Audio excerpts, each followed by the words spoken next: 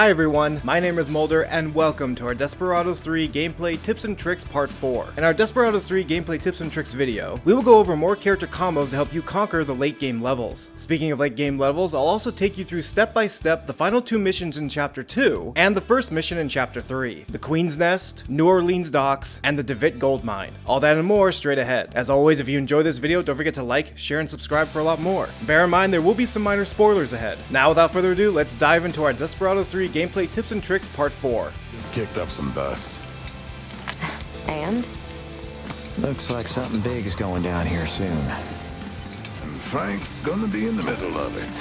Let's kick things off with the Queen's Nest mission. In this mission, your crew will be split off into two teams. Doc and John will be together at the top of the map, and Isabella and Hector will be at the bottom of the map. The main goal of this mission is to free hostages locked in a cage and look for Wayne. Try to conserve Doc's ammunition as best you can. You will find chests lining up in snipers' nests, but it is best to use John and Doc to simply clear a small path for the two of them to get across in order to meet up with the other teammates. Same thing goes for Isabella and Hector. Try to combo Isabella's connection spell with Hector's bear trap or his sheer takedown ability. Because of Hector's ability to take away two bodies at once, he can easily stash away the two enemies you took down before another patrol comes by. Have both your teams stop at the very edge of the gate leading into the Queen's Nest. There will be some long coats in the area, but as always, try to connect long coats with the connection spell to weaker enemies. Kill the weaker enemies, in which case the long coat will be weakened, and then you can just finish them off quickly before someone else sees you. As you can see here, I cleared my way for Hector and Isabella into the first part of the Queen's Nest very quickly. You'll be able to combo Isabella and Hector's abilities really easily. Once you've made your way into the gates of the Queen's Nest, try to have Doc perched up on a sniper's nest.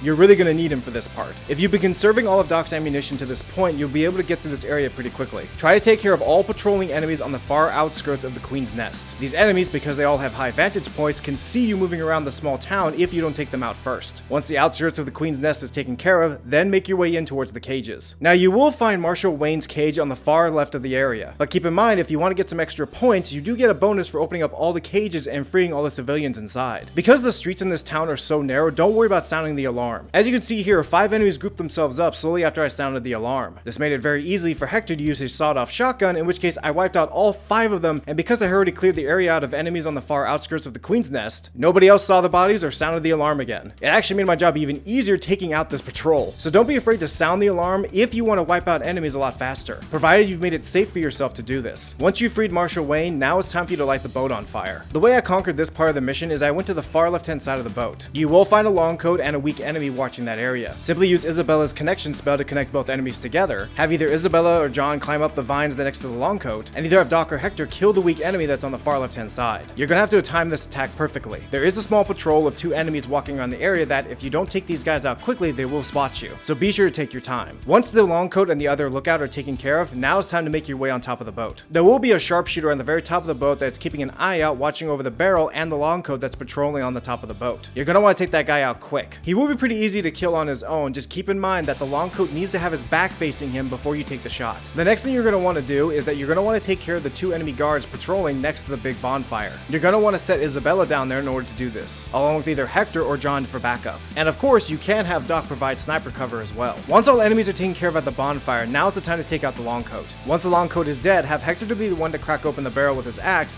and then try to take cover before you light the boat on fire. Try to clear out all the enemies not just by the big bonfire, but also towards your escape on the small boat. Once you light the big boat on fire, it will sound the alarm. Any enemies in the area are going to be on the lookout for you, so it is best to wipe out all enemies leading to your escape boat before you light the big boat on fire. Use environmental hazards such as the crate right here that swings down and knocks out the enemies down below near your escape boat, and continue to use Doc and Isabella to clear the way for you. Isabella and Doc are a really great team together along with Hector. Have all your characters except for the Marshal already on the escape boat the moment you light the big boat on fire. Once the Marshal lights the boat on fire, run down to the escape, and boom, you're done with the Queen's Nest mission.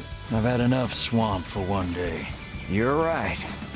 Back to New Orleans. Now let's talk about the New Orleans Docks mission. In this mission, you will have John, O'Hara, and Hector to play around with. As always, the biggest thing you need to do is get Kate O'Hara her disguise. At any given time, when you get a chance to use Kate O'Hara's disguise in any mission, go for it. It does make life a lot easier for you, especially when she can distract sharpshooters. Try to clear a path for you and your team near the well in the center of the little marketplace over here. You'll have 2 guards patrolling around it, which, once you knock them out, just throw them down the well and you should be safe. There is a long coat and a dog patrolling, but if you make your moves carefully like you'd see here, you won't have to worry about them. Try to clear off all enemies on rooftops and balconies as you make your way down the street. You don't have to go full Rambo here to kill everybody since there are a lot of patrols, but really take your time. You will find Kid O'Hara's outfit in the Red Lantern District. You'll see a ladder leading over the wall that you can take instead of having to go through the front door. Because you're all beyond the wall, you'll be able to jump to the balcony right next door without having to even hit the ground floor. Not only was this easy for me to jump onto the balconies and take care of enemy sharpshooters, but it was also allowing me to get a good look of the area before I move the rest of my characters in. Have John be the one to lead the charge whenever you're trying to clear out the rooftops. Thanks to his ability to kill enemies quickly and his throwing knife, he's the best choice to use for this part. Once you've cleared out the rooftops and the balconies, now it's time to move in with Hector and also O'Hara. You're going to want to use O'Hara's confusion perfume for this part. Now, I personally didn't kill any civilians throughout my play on this mission, but it really is up to you if you'd like to kill the lady that's holding the disguise of O'Hara's. The enemy long coat in this area will be patrolling and talking to the woman by the fountain that you need to get the disguise from. As you can see here, I had Hector down on the ground floor, in which case I then used him to take out all enemies that are close by simply by whistling and using either his bear trap, or I had Kate O'Hara use her knockout perfume to confuse enemies for a split moment, while I had John use his throwing knife and take out of enemies before anyone saw anything. Try to take out each one of the enemies that are looking towards the direction of the woman that's holding the disguise one at a time. Because the long coat and the woman by the fountain are the only ones who talk to each other,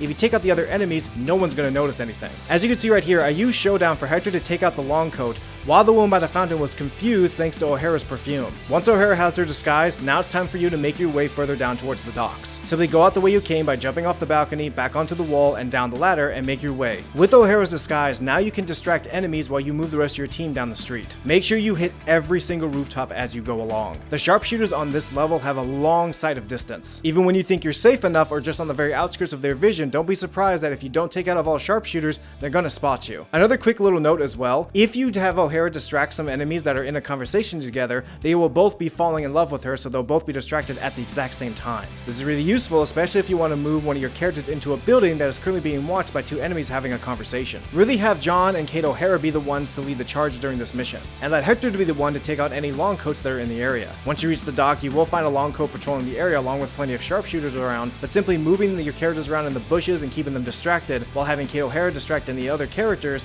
makes this job a lot easier, especially as you can see right here. Definitely try to fight your way on the far right hand side of the map to make your way to the docks. Once you've cleared the way of all enemies and made it to the docks, that's not the end of the mission yet. You will then have control of John on this part. There will be a total of 6 to 7 enemies that you'll have to clear out of the area. Have John use his throwing knife and watch out for the one sharpshooter that's on patrol in this area. Once he has his back turned and looking towards the ocean, you'll be clear to move around and take out the rest of his friends. Once you've cleared all enemies, you'll be treated to a nice cutscene, in which case they'll move on to the next part of the story, the end of chapter 2, and then on to chapter 3. You living on dirt and blood, making a name for yourself. Just like us back in the day.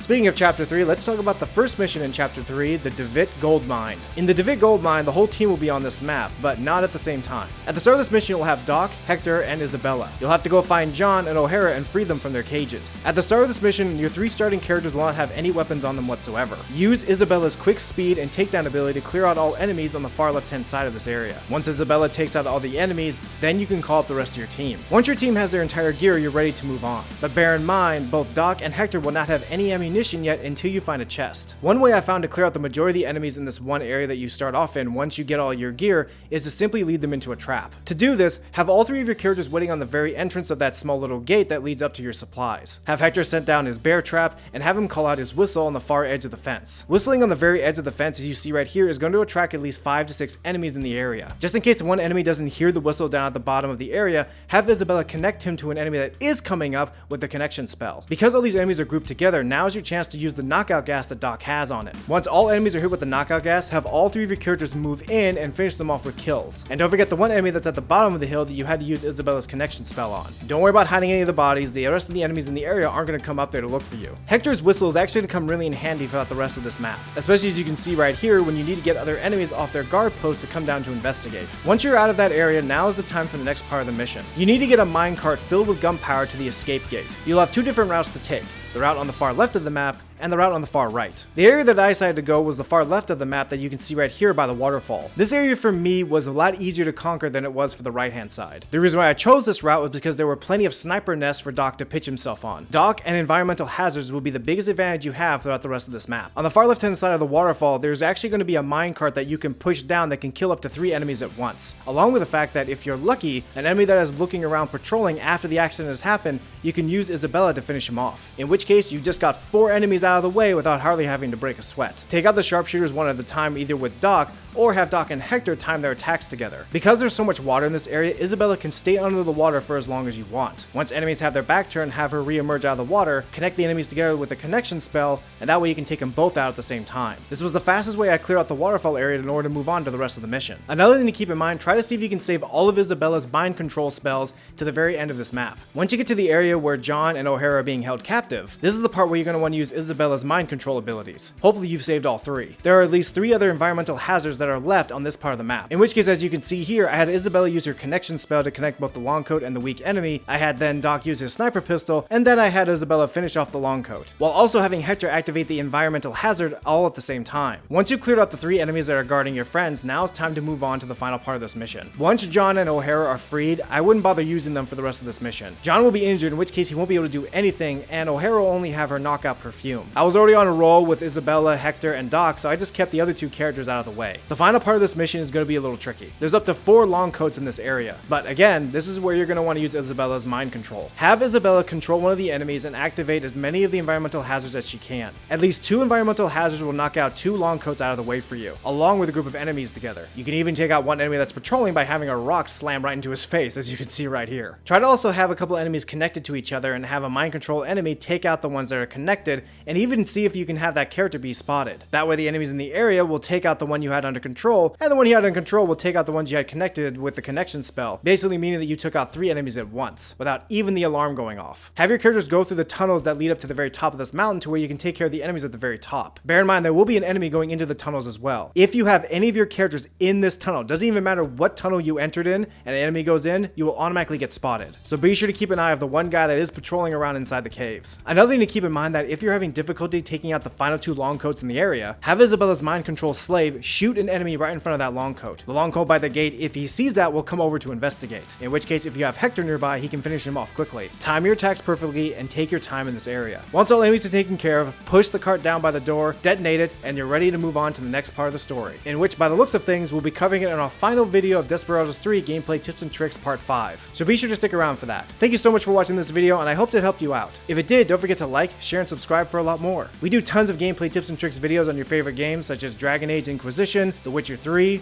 Doom Eternal, Maneater, and a whole lot more, along with brand new games that are coming out for the remainder of this year. As always, thank you so much for watching our Desperados 3 gameplay tips and tricks video, and I'll see you very soon. We got out alive, didn't we? Yeah. Great. All right, amigo. Let's take a break.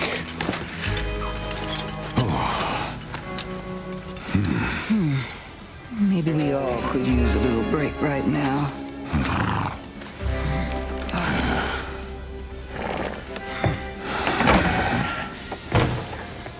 I figured as much. What are you up to? No offense, but I think I'm gonna cut my losses. You gotta be kidding me. After all the shit we've been through? That's right. And whose fault is that, huh? Well. And here I thought you had a shred of decency in you, McCoy. I thought you'd know better by now.